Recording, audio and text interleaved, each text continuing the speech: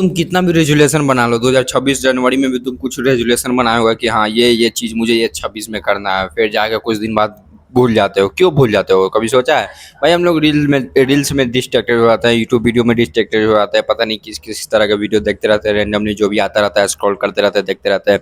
अगर उससे नहीं होता तो किसी से गॉसिप करने में डिस्ट्रैक्ट हो जाते हैं।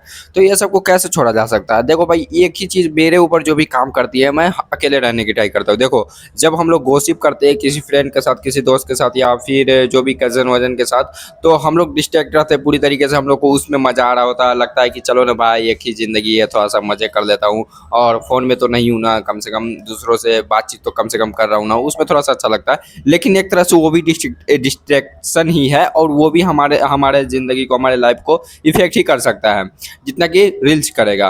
रील्स में ऐसा है कि हमारा आइज़ जो है वो भी थोड़ा-सा इफ़ेक्ट होता है, हमारा चेहरा इफ़ेक्ट होता है, क्योंकि इसे ब्लूज़ लाइट मिलती है, तो इससे कहीं न कहीं मुझे लगता है कि इफ़ेक्ट होता है। और रात में हम लोग सोते नहीं हैं, क्योंकि माइंड को हमारा सिग्नल जा रहा होता है कि अभी दिन है, अभी मत सो। उसके बाद उससे भी इस इफ़ेक्ट होता है, अगर टाइम पे सोए नहीं, टाइम पे उठेंगे नहीं, तो अपना गोल को पूरी तरीके से दिन में कर नहीं पाएँगे।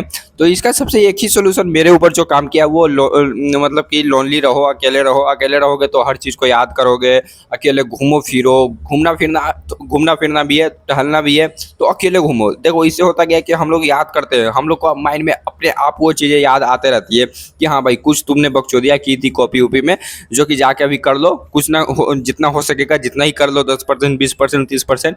ना करने से तो कहीं जाना अच्छा है कि कुछ कर लो। तो ऐसा होता है। तो हमारे लिए तो ये बेटर बेटर मतलब कि साबित हुआ है कि अकेले रहना।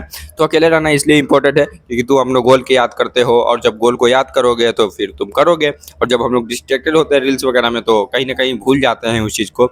इसमें हमारा भी गलती नहीं है, बट हाँ, ये चीज़ तुम ट्राई कर सकते हो।